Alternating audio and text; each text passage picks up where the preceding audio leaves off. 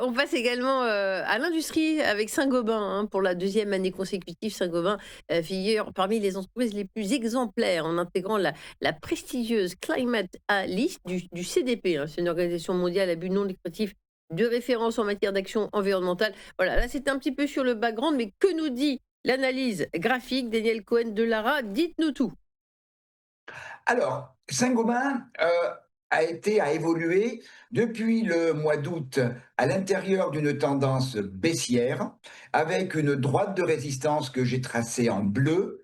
Et chaque fois qu'on est venu tester cette zone, eh bien, les cours ont reflué. Sauf que, eh bien, il y a une dizaine de jours, on a franchi cette droite de résistance. On est revenu légèrement à l'intérieur et là, il semblerait qu'il y ait une véritable dynamique haussière.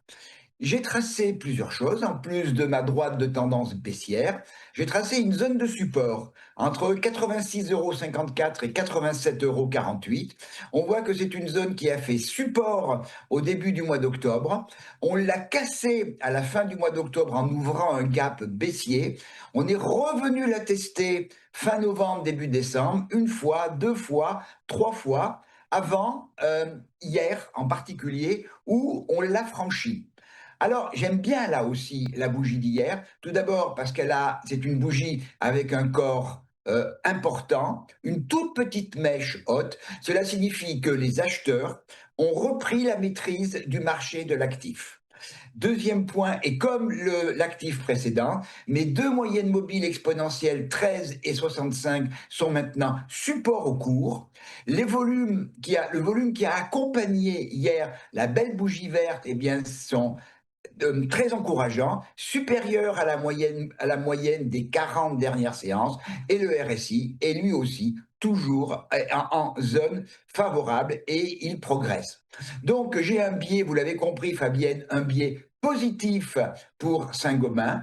Je vise dans un premier temps le niveau de polarité à 90,94 €. C'est un niveau qui a fait support au début du mois d'août, également au mois de septembre, et puis à partir du mois d'octobre, il a fait résistance. Donc c'est un niveau maintenant de polarité. Le franchissement de 90-94 nous ouvrirait la voie vers un nouveau niveau de polarité à 95,64 €. Et si les acheteurs ont toujours faim, eh bien, ils ont la possibilité de revenir sur la résistance à 100,70 € et le sommet historique de Saint-Gobain est à 104,65 €.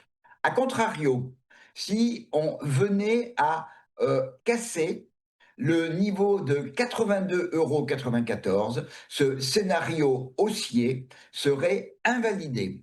Alors ce matin à l'ouverture, Saint-Gobain est légèrement en baisse. Cela ne m'inquiète pas.